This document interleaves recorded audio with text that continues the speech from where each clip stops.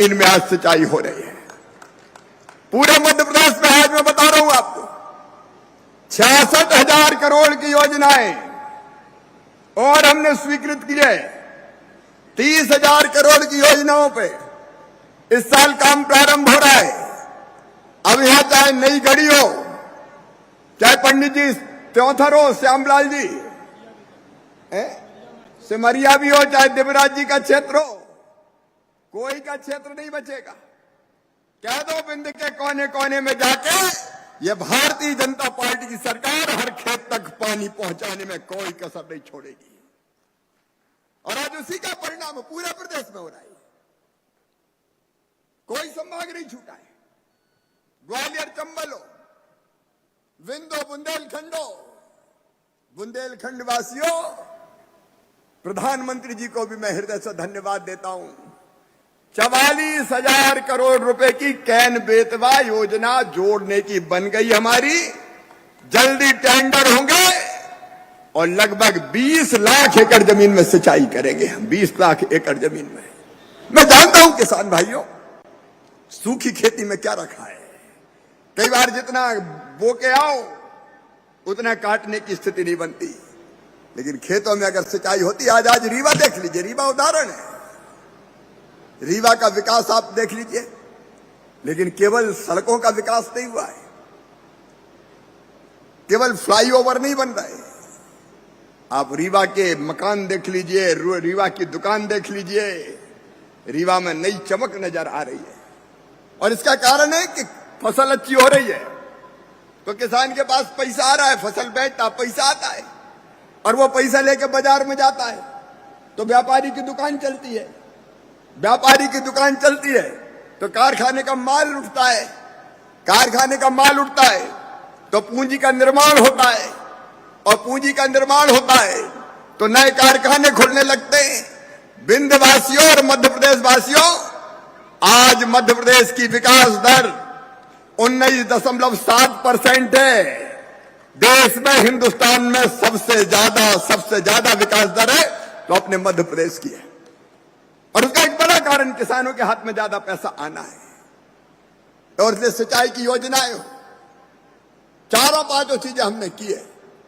उत्पादन की लागत घटे, उत्पादन बढ़े, अगर किसान को नुकसान हो जाए तो भरपूर राहत दें।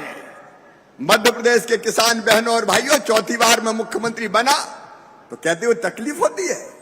कमलनाथ सरकार ने फसल बीमा योजना के 2200 करोड़ रुपया प्रीमियम जो राज्य सरकार था वो ही जमा नहीं किया, इसलिए 3,000 करोड़ रुपया किसानों को मिला ही नहीं।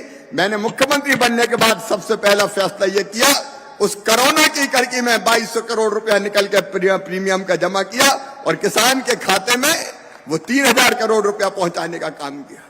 19 का बीमा, 20 का बीमा, बाद में और पूरे प्रदेश में फसल खराब हुई तो ऐतिहासिक रूप से 7,618 करोड़ रुपया फसल बीमा के किसान को दिलाने का काम किया तो भारतीय जनता पार्टी की सरकार ने किया।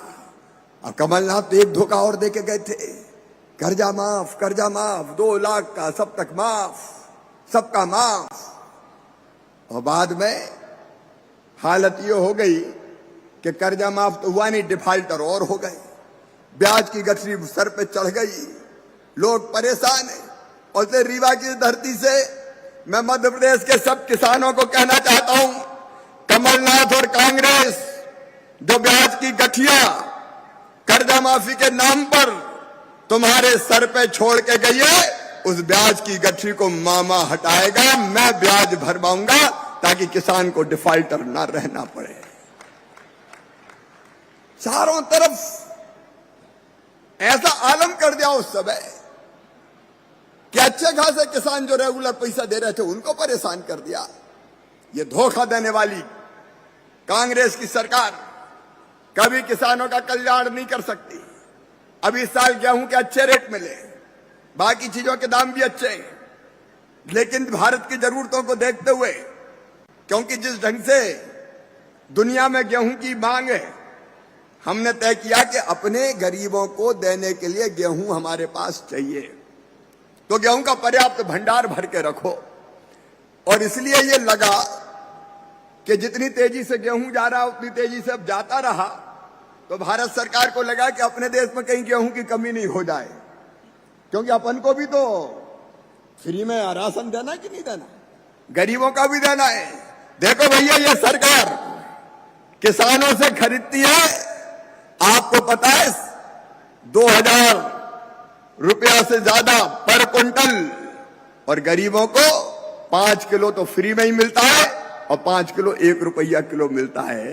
कभी देखी ऐसी सरकार जो 20 में खरीद के